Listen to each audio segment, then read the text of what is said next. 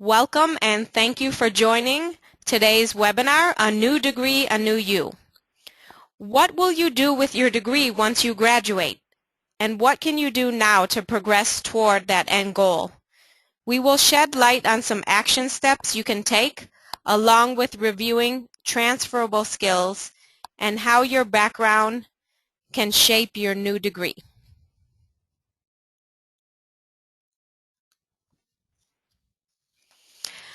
And for those of you who are not familiar with the Walden Career Services Center, our mission is based on preparing our learners to navigate career transition through educating, advising, and coaching. And here is our lovely career services team, and we'd like to highlight to the right of your slide today's presenter, Walden Career Services Advisor, Andrea Obricki. She is the newest member of the Walden Career Services team. She holds a master's degree in leadership and student affairs. Her areas of expertise in career development are resume and cover letter development, electronic portfolios, and social media. With that, I will go ahead and turn it over to Andrea, and we'll get started with this evening's topic, New Degree, New You. Thank you, Nicole, and welcome everyone to tonight's webinar. I'm really excited to talk about the opportunities your new degree can and will bring you, along with how your previous experiences and background play a role. Today's learning objectives will be to implement career management strategies to further develop your degree, identify your transferable skills from one position or field to a new one, and finally, setting an action plan to put these steps to work. Now, before we get started, I have a question for everyone. You're probably familiar with the saying, what do you want to be when you grow up? But most, if not all of us, are grown up. So the question is, who do you want to be? Whether this is your first time in school or you are coming back for an additional degree, who do you want to be? What prompted you to pursue this degree? What end goal do you have in mind? And finally, who do you want to be as a professional at the end of your academic journey? And what can you do now to get there? And that's what we're going to focus on tonight. We're first going to start talking about developing your degree through career management. In a book by Martin Yates, he states, your successful career is a marathon, not a sprint. So whatever your goals, the sooner you start them, the better. In short, have goals and always be working on them. To look at a definition of career management, Sally Power, a professor of management who has published many articles and presented at various conferences, defines career management intensity as a rough categorization of how involved an individual is in his or her independent career management for any particular period of time. Power also breaks career management into three major intensity categories. Maintainers are people who enjoy their current work and are satisfied. The level of career management intensity is the lowest, but in today's turbulent economy, this group still needs to pay attention to how the work is changing or to what is happening to employers. Builders are people in a phase of their career who want to build on their current knowledge, skills, and experience to get more and/or different rewards from their careers. Their level of career management intensity is more than a maintainer's, but not as much as a changer's. Changers are people who want to change their work focus in a radical way. This often involves changing the sector in which they work and/or the role they play with their employer. Their level of career management intensity is highest because they have much more to learn to manage their transition. The most important piece about changers is that once they have moved into their new sector, they can then become maintainers or builders again. This shows that your career management is always evolving. When talking about career management and it being a lifelong process, be aware of what is going on around you to make informed decisions. First, understand who you are through assessment of your own skills. What do your strengths, values, and personality say about you, and how are you applying that knowledge? There are multiple resources available on our website under the Self-Knowledge tab. Also consider going to your local library or bookstore and reviewing books that assist in self-assessment. Also, be aware of and understand the educational requirements for your program, such as required field experiences and residencies. When are they, and what are you doing to prepare for them? Your academic advisor is a great resource to help you with these questions if you are unsure. Understanding the workplace or new career field is also important. What are the job responsibilities and tasks you will be asked to do? What is the job outlook in that new field? And finally, start researching employers so you can make informed decisions on what you are qualified for and what employer will best match your own preferences. Consider reviewing onet.org or careeronestop.org to help you research some employers.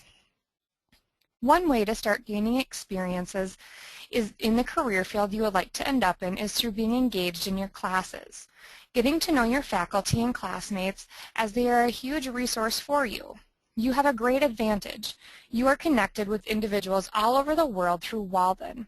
How are you utilizing everyone you have met or will meet? Are you contacting them on LinkedIn, or have you considered Skyping to stay in contact? Also, we often feature Walden faculty members in webinars we host. An idea may be for you to watch an archived webinar featuring a faculty member in a specific area of interest and then reach out to that faculty member. Also, don't forget that Walden University's mission is focused on social change. What are you doing to be engaged in making a difference? How can going above and beyond the classroom enhance your degree and gain you additional experience?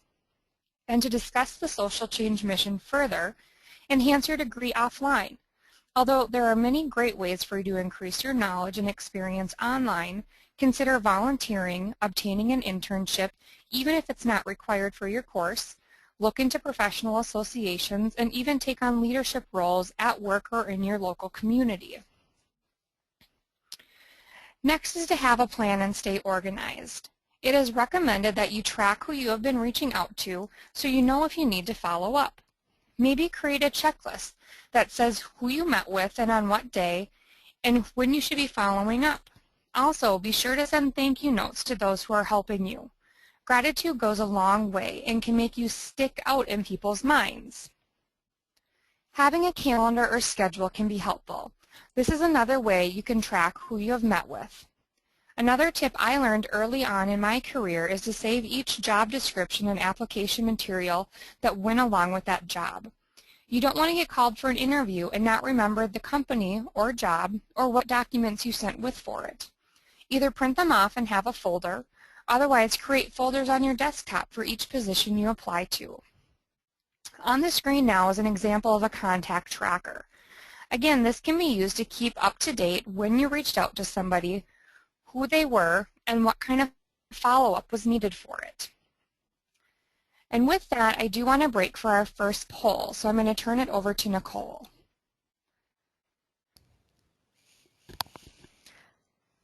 Hello everyone. So we're interested in finding out from our audience before we transition into our next topic.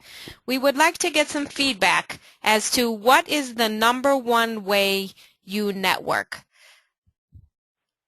So you should see that question coming up on your screen, and we'll give everyone a moment to answer it. Again, what is the #1 way you network or engage in networking activities? External professional associations, at work, via LinkedIn, through volunteering, or what time for networking? I don't have any time for networking. Everyone's still voting. We'll give a moment for everyone to finish. And it almost looks like even par. Okay.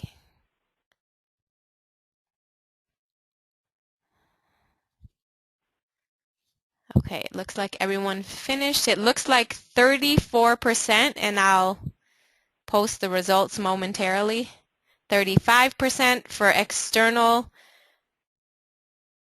professional associations, 33% for work, a quarter of you, 25% using LinkedIn, and 35% for volunteering, and about 15% of you say, oh, what time for networking? I'm too busy working and with my coursework. Okay, I am going to share these results so everyone can see them. Excellent. Again, 35% at external professional associations, 34 at work. It's pretty much an even breakdown. 34% volunteering and engaging in Walden's social change mission, and a quarter of you on LinkedIn. Excellent. And I'd like to share that in a recent webinar when we asked the question, what is your number one way to network, we were really amazed and excited to see that 43% of participants indicated they were networking via volunteering, followed by 34% of participants being involved with external professional associations. So thank you. Yes, wonderful. Thank you for doing that, Nicole. And before we wrap up this section on career management, I do want to touch on your attitude and how attitude is everything and goes a long way. And whether that be in career management, in a current position, or looking at some type of networking event, attitude does go a long way. In a recent article from MSN Careers, they've listed the following 5 attitudes that will impress employers. Number 1 is having a can-do attitude. Number 2 is taking initiative. 3 is being determined. 4 is being a team player. And 5 is being aware of what is going on in the career field around you. And now on to the next slide, also a reminder to stay positive. Of course, depending on your unique situation, some of these may be easier said than done. But a few tips to help you stay positive are listed on your screen. Use friends and family for support. Even consider reaching out to classmates who may be in the same position as you. Be sure to exercise, even if it means getting up for a 10-minute walk while writing a paper or doing so on a lunch break at work. Don't overextend yourself, and even ask for help if you need it. There are a lot of people in the Walden community, as well as your own, that are willing to help if you ask.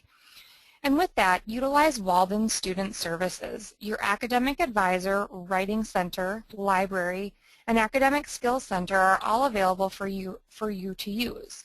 And if you're feeling overwhelmed to the point you're not sure what to do, please reach out to the Student Assistance Program to speak with someone in confidence regarding your specific situation. And now to wrap up with the career management section, I want to leave you with a thought: follow every rainbow. In the book, Getting from College to Career, Lindsay Polak, who is also a spokesperson for LinkedIn, lists 90 things to do before you enter the real world, or use your degree if you're already in the real world. Number 68, Follow Every Rainbow, stood out to me. After Polak shares a lengthy list of where individuals have found opportunities, she says you never know where an amazing job opportunity may exist. So you have to pursue every angle and be open to any possible avenue. Expand your search as far and wide as you're willing to go. Now that we've covered career management, let's transition into transferable skills. Transferable skills may be a buzzword that you've heard in talking to a career advisor here at Walden, or even a term that has been brought up in an interview. When talking about transferable skills, we are referring to the skills that you're going to take with you from a previous experience into the next. Think of these as the skills that are actually transferring. To go into more detail, what are transferable skills? These skills apply in all professions. They are the foundation of professional success you will experience in your current and any other career that you may pursue over the years. Along with transferable skills are technical skills, and these skills relate to your current position and are the technical competencies that give you the ability to do your job and the know-how to use your skills productively and efficiently. Technical skills, while transferable, do vary from profession to profession. Now on this next slide are some examples of transferable skills, which you may also hear as being referred to as soft skills or employability skills. I want to briefly discuss a few of these because once you understand the skills and characteristics that most employers seek, you can then tailor your application materials to show how well your background aligns with common employer requirements. This list comes from Quintessential Careers, and Quintessential Careers is a great resource to utilize in a job search or for your career management. As I briefly review these, I want you to jot down some notes either mentally or on a piece of paper of which transferable skills you have and how you can demonstrate it. For example, most individuals say they have good communication skills, but how are you going to show a potential employer that you have that through your resume or an interview? First off, communication skills. This is the one skill mentioned most often by employers and is the ability to listen, write, and speak effectively. Next, we have analytical research skills, which is your ability to assess a situation, seek multiple perspectives, gather more information if necessary, and identify key issues that need to be addressed. And the third one I want to mention is computer and technical literacy. Almost all jobs now require some basic understanding of computer hardware and/or software. How can you showcase your knowledge? And then finally, wrapping up, is teamwork. How you work with others in a professional manner while attempting to achieve a common goal. I know I only highlighted a few of these, but hopefully you were able to start thinking about your personal transferable skills and how you can think about highlighting them. Another area to consider when discussing the transferable skills employers seek is what are the personal values that are sought after. Quintessential Careers also put this list together, saying you should remember to find ways to highlight your personal values on your resume, cover letter, and in answers to interview questions. And I'm not going to go into detail of these, but I do want to read through a few. How will you showcase your adaptability and flexibility? Dedication, hard work, and work ethic. Dependability, reliability, and responsibility. A positive attitude, motivation, energy, and passion. Professionalism, and self-confidence. And finally, I want to talk about skills you are obtaining from the Walden classroom. The majority of you are in the midst of a degree program. Do you realize how many valuable skills you're gaining? These skills can be highlighted in addition to your transferable skills from previous positions or used as your primary skills if you have little or no work experience. A few of these skills include the ability to meet deadlines and thrive under pressure. College equals deadlines. If meeting deadlines is an important skill in the job you seek, by all means state how you're able to meet these deadlines. And the ability to adapt. Whether you're right out of high school or you spent some time in the workforce, armed services, raising a family, this is a time you have adapted. How are you handling stumbling blocks along the way? This is the way you rose above difficulties and how you can provide solid examples. And one that we would like to add to this list from Quintessential Careers is online communication. The business world is headed in an online and virtual route, and technology underlines your degree. Especially if you are considering teaching in an online environment, the qualification you bring to the table is that you can transfer your knowledge as a student into the environment of teaching. And now I want to throw in another poll from Nicole on transferable skills. So I'm going to turn it over one more time here. Okay. Hi, everyone. What is your top transferable skill? Okay, Andrea just reviewed some of these top 5 ones that employers are looking at, such as communication, analytical research skills, flexibility, adaptability, leadership management, and teamwork. So we'll give everyone a few seconds again to answer the poll. Again, what is your top transferable skill? Communication, analytical and research, flexibility, adaptability, leadership management, or teamwork?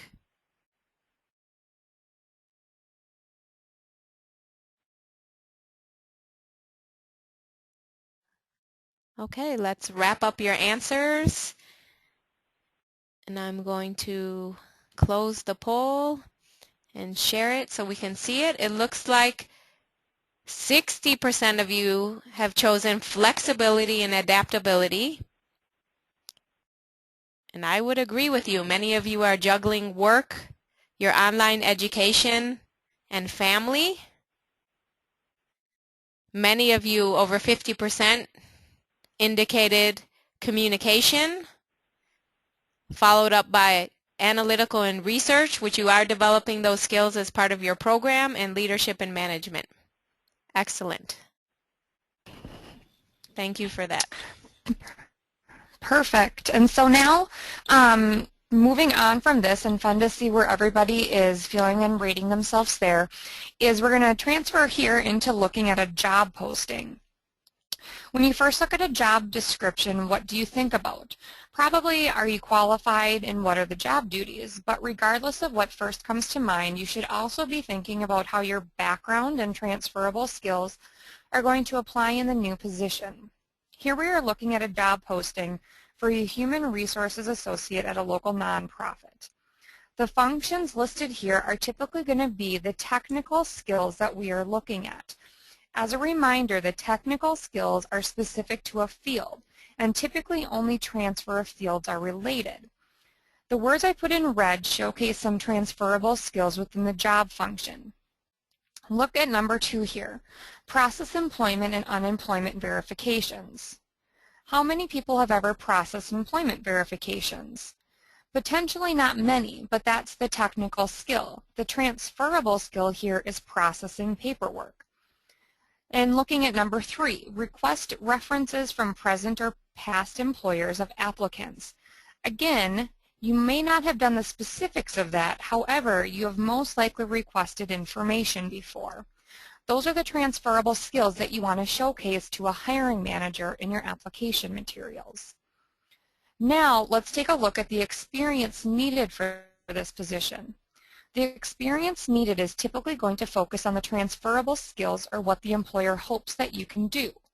Again, I've gone through and used red on the words that stand out the most for you to highlight throughout application materials.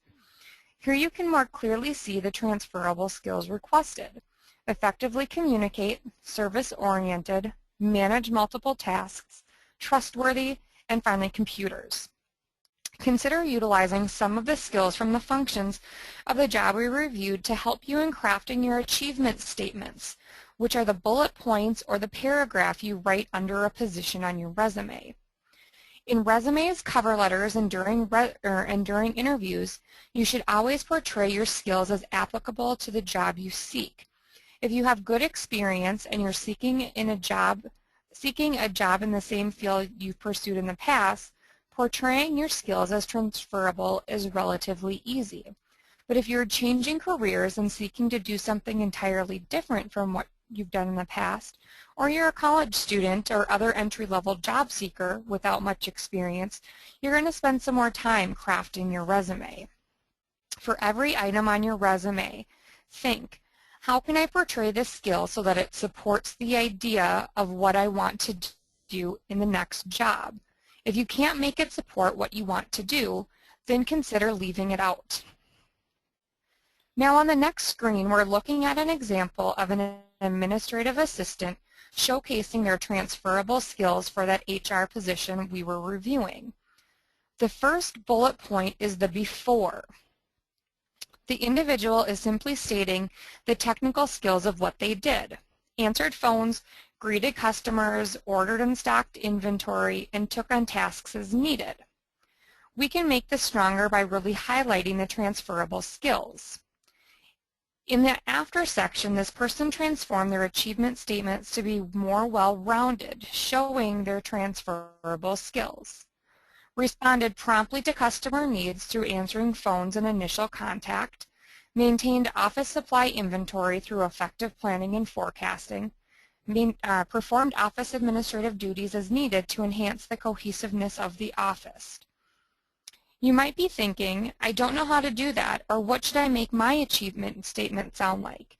Here's a homework assignment for you. Go pull up 5 to 10 job descriptions of positions you are interested in. Print them off or save them as a Word document. Then go through and start highlighting the commonalities you see, as well as the qualifications you see to be necessary. Then, throughout your achievement statements, highlight your transferable skills, showing that you meet those qualifications. Now here is one more example of showcasing transferable skills. This example is of a restaurant server seeking a marketing position. The first paragraph is an example of what might be used for a cover letter. Not only does this person highlight their education by mentioning marketing coursework, transferable skills are mentioned through telling the reader this person has marketed meals and add-ons to add value to customer experience. The bullet point is an example of how this person may construct their achievement statement for a resume. Think about all of the great skills you learn in a restaurant environment, such as public relations and special events that you may not think to mention. What have you done in a current or previous position that you are not highlighting on your resume that could be an asset to you? And now, in concluding discussing transferable skill, one transferable skill we don't want to forget are your interpersonal skills, which are how we communicate and interact with those around us. One thing to ask yourself is, how do I communicate? This may be a refresher for some of you, but it's important to acknowledge that how you present yourself is important as you manage your career. Whether you are just entering the workforce or moving into a new field, you should brush up on your etiquette. A few universal tips to remember with written, visual, and phone communication are that spelling and grammar count. Always double check what you are sending out. Do you have an online presence? Be sure you are highlighted in a positive and professional light. And you probably have a phone. Make sure you have a professional voicemail and you don't have a ringback for when somebody is calling you. Texting. Many questions are raised on this. When is it okay to text an employer or potential employer? Typically, it's not. Once you reach that commonality and you can have a discussion about it, it may become okay. But off the bat, it's not highlighted as something to do. And finally, dress code. Do your research to know the industry and what the expectations are. It is okay to call and ask the receptionist what the office dress code is prior to an interview.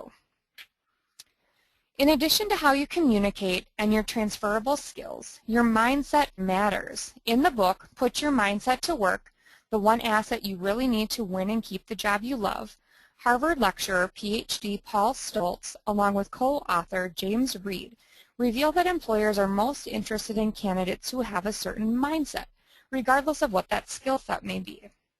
This book is a great read and great information to acknowledge when you consider all the areas potential employers could be rating you on. The book states that we are part of Generation Global, a generation more defined by the age rather than your age. According to Stoltz and Reed, developing a 3G mindset is said to be key in a job search. First, you have to be global. This is the big picture perspective. It's your ability to lift your eyes out of the weeds, look at the world, and understand the ripple effect of your actions. It's about how far you see, reach, and go to understand and address the everyday challenges and issues. Global is about openness to new experiences and new ideas, as well as the ability to make new connections. Then there is good. This is a sensitivity to people and awareness of and the inkling to do good for others around you.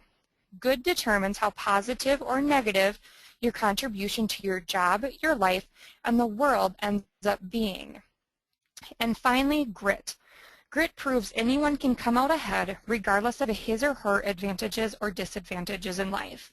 It's the uncommon tenacity, intensity, resilience in everything that you do. In our rapidly changing world, grit is the quality that enables us to pick ourselves up, dust ourselves off, and carry on stronger for the experience. So in summary, a hiring manager may have one candidate with the skill set, but what about the mindset? Do you have the drive to succeed? That will take you a long way. And now, as we begin to wrap up, it's time to create an action plan. What are you going to do with this knowledge that you just gained? So, what can you do now? And hopefully your mind is full of some ideas, whether it be with the resume, career management, or some networking. But if you're lacking in any areas, here are a few more to consider. Go on informational interviews or informational meetings. Informational interviews are just that, You ask somebody if they would allow you to meet with them for 30 minutes to ask questions about their position or organization. You do this with the purpose of obtaining knowledge and increasing your network. Obtaining a mentor can often be the result of an informational interview. Regardless if that happens or not, we recommend that you find someone in the field you are interested in and connect with them on a regular basis that works for your schedule. With a mentor, you want to make sure you continue to grow professionally, whether you are in a full-time position or not, and then one day consider becoming a mentor yourself. Reaching out to Walden's alumni network via LinkedIn is a great way to find individuals for both informational interviews and mentorship. An accomplishment log is another thing you should start. When you get a thank you or kudos from some coworker, supervisor, or client, log it. It comes in handy for a review time and lets you see that you are making a difference. Search for jobs. It's never too early to search for a job, or at least keep your eye on the job market. Review job descriptions, and as mentioned before, figure out what you can do now to be hireable once you graduate. And finally, update your resume or CV.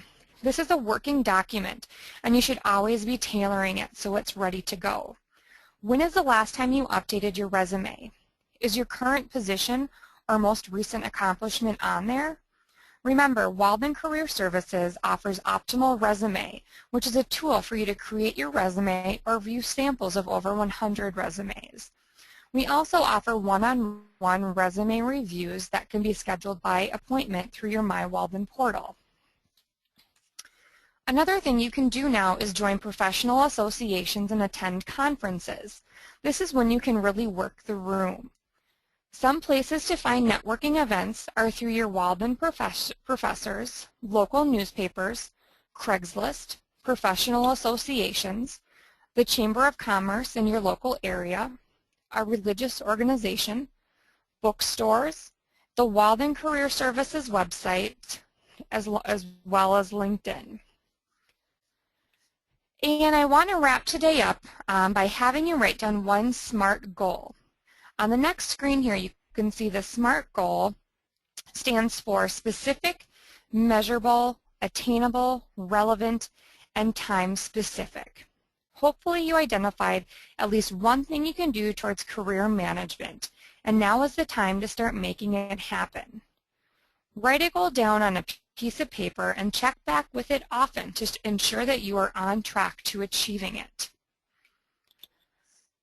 And now I will open it up to Lisa to see if we have any questions from the audience tonight. Yes, Andrew, we have several great questions. So the first one is, what books or other resources would you recommend for self-assessment?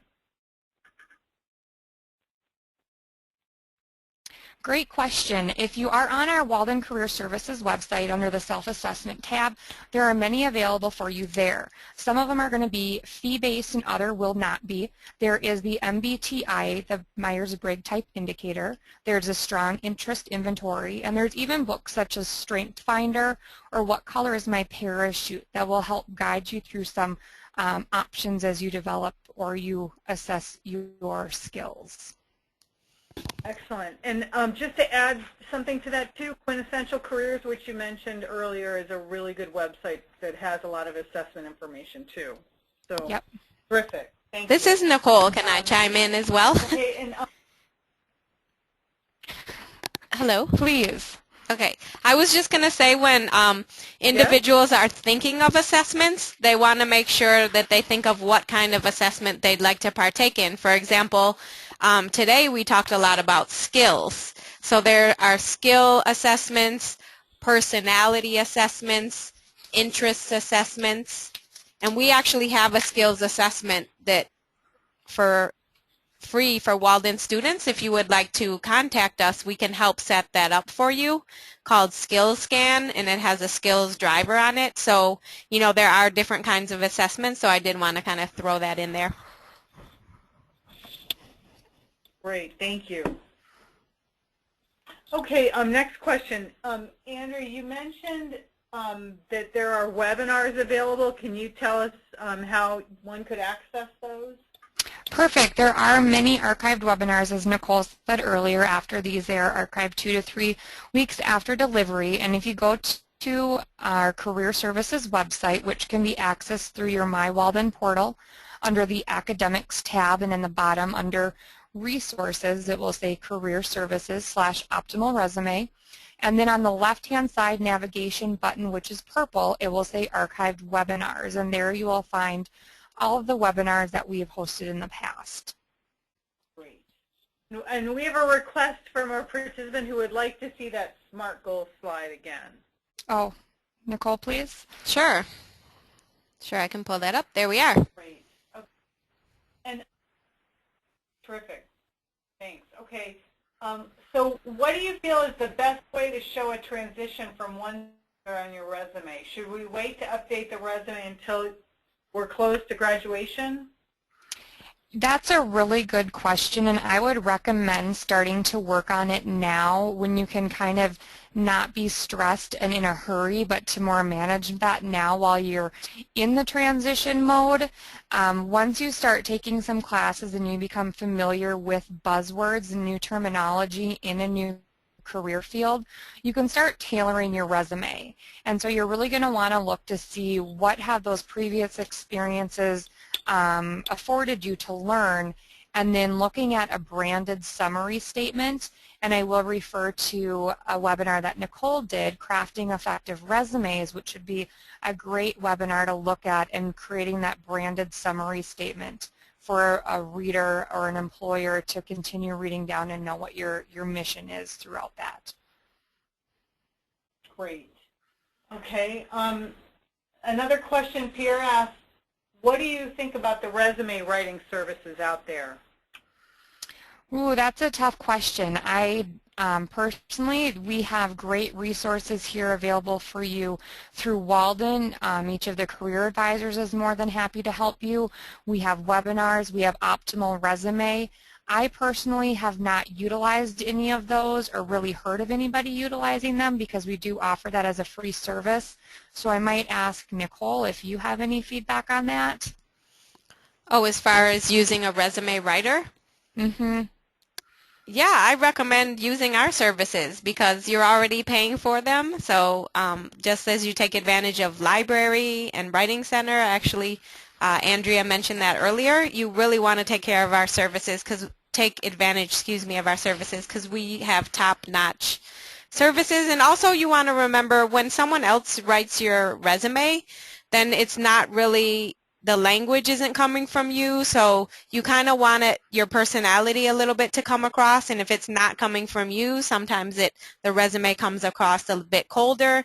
And as we know these days, with your degree and when you're engaging with networking and professional associations, your resume is constantly changing and needing to be updated. So you obviously cannot run to a resume writer and pay $200 or whatever the cost is every time you want to update it. So it's really an evolving process, just as you as a career professional are. So we have people resources. We have the Optimal Resume Self-Guided Tool with over 100 samples on it. We have tons of webinars with really quality content, so you really want to take advantage of our resources. And we have also a lot of success stories from students who have worked with our career advisors who have landed volunteer opportunities, jobs, and interviews. So hopefully that's a good sales pitch there. But yeah, I would take advantage of everything that we have that's free. Okay, another question. I'm an older job seeker, and sometimes I feel that my age is a major obstacle. For example, I might have too many skills and an expectation of a higher salary. So do you have any suggestions to overcome that hurdle? I guess can you restate that question? What was?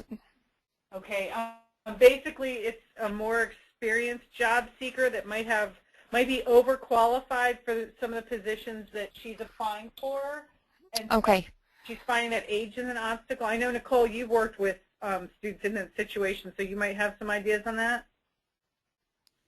Sure. We can work with you as far as the resume goes. You might want to go back just 10 to 15 years. Also, these days, I mean, baby boomers is a huge population. Many of them are going back to work. And what Andrea mentioned today, it's really about your mindset as far as I'm concerned, and the way you sell yourself and carry yourself and your attitude that really makes the difference more than your age. As far as on paper, we can help you with that, but it's more on what you're doing. You're a lifelong learner. You're engaging in your degree. You're gaining online skills. So you want to keep up with those technology skills because that's the way things are headed. You want to use LinkedIn and engage with individuals. So I wouldn't really see that as a barrier, as more of an asset. And if you do have a number of skill set areas, we can help you really hone in on which skill sets are key for your job target. So that's what you really want to remember. You might have a number of different skill sets, but you want to pull the ones that are most relevant to your job target and highlight those. Two more things I just thought of. ARP puts out a list of employers that are very receptive to hiring more mature workers. That's one resource. And also, we did a midlife job search webinar. Denise, Pranky, and myself did that at the end of last year. So that's in our archived webinar. So that might contain some good tips as well. Terrific. Okay. So what about finding a job in the federal government? Do you have different strategies for the government sector? We actually just last month hosted a webinar on the federal hiring process that gives some really great tips and strategies for filling out the online application and getting your foot in the door there. And with that same timeline there of getting your foot in the door there is to also be considering local government and not just waiting for that ungovernment position, the goal, but also be working from kind of the ground up to position yourself for qualification at that level. Great, thank you. Okay, just because I guess there were a couple students who didn't hear what I stated. AARP, it's aarp.org is the website that would have the information on the employers more receptive to hiring more mature workers. Okay. Do you have any advice for someone who's a student who's applying for jobs in the U.S. from another country? Now, I'll start the answer to that. Just sure, the first major thing if someone doesn't have U.S. citizenship is to apply for work visas. So that would be the first thing, you know, at a minimum to overcome. But beyond that, any advice? I think the biggest thing is to work one-on-one with the career advisor on some of the differences and understanding where some of the niche job banks are going to be to really position yourself for success in a job search. And then also, if you're looking from the United States to go internationally, as we do have a resource on our website for the international job search, what can be a benefit as well in looking at how you would tailor application material, specifically a CV or a resume, for such positions. Okay. Another question, webinars were mentioned that have been delivered by instructors of courses. Where are those located? The answer to that question is those are in our archived webinars. We have had faculty who teach at Walden collaborate with us on a number of webinars that we've delivered. So for example, Jack Nemechek, who teaches in the public health field here at Walden, collaborated on our Federal Career Opportunities in Public Health webinar. And we had numerous faculty from psychology and from public health collaborate on other webinars that we've done. So you might want to check the archives for those. And then another question, I just graduated in August, and my question is, how long are career services available to me? Career services are available for you somewhat indefinitely. We do ask that you schedule 3 appointments in every 3-month time frame to work towards your career goals, but we are here and our resources are available for you. Okay, this is our final question. How do you get beyond the situation where you submit a resume and they say, do not call us, let us call you? If we want to find out what our status is, how do you get feedback from folks like that? That's a really good question, and I've heard varying opinions on that. Typically, the The response to that is follow the instructions given by the employer, just because they don't want to be flooded, and if by chance you were to call them and that's the instruction not to, that could be a reason to disqualify you for that. A way to get around that would be to really use your network, LinkedIn, and use any kind of resource you might have from within inside that organization to have a contact to just kind of reach out and see where they are. And then if you haven't heard something, and I mean it's been a couple months, I don't see the problem with calling and just saying, you know, I'm calling to see where the status is of this position that was applied for. I never received anything and it's been a month or two. But also you want to pay attention to see if there's a closing date on that job position, and then give it at least a month, if not two, just because some companies do take a while to make decisions. I think that's it. I think we've covered the questions. Thank you. Perfect. Nicole, it will go back to you. Sure. So just to wrap it up, thank you for joining, everyone. And again, this webinar will be archived. So here is a listing of all the resources that Andrea used to put together this fantastic webinar. And we mentioned here during the Q&A and during the webinar, we have some yellow stars. This is a screenshot of our website, the Career Center website. The colored buttons on the left highlighting our archive webinars here. I'm circling it with my cursor, the purple button, and then our LinkedIn group. We all encourage you to join our Career Services LinkedIn group. And then, of course, take advantage of Optimal Resume, which has a resume, cover letter, e-portfolio, and website builder. And, of course, schedule an appointment with an advisor. Here's a listing of some of our popular webinars for resume CV review, networking, and job search. We mentioned a number of these on today's webinar. And here is kind of how you can connect with us a little bit more informally through our Career Services LinkedIn group. Follow us on Twitter. Please read our Walden Career Services blog. There we highlight book reviews and student success stories. Check out Optimal Resume, and of course you can access everything from our website, which you just viewed a screenshot of. And the best way to contact us other than an appointment would be to email us at careerservices@waldenu.edu. And just to end it off with an uplifting quote, speaking of setting smart goals and following your career dreams, goals are dreams with deadlines. And again, good evening and thank you for joining us, and have a good night.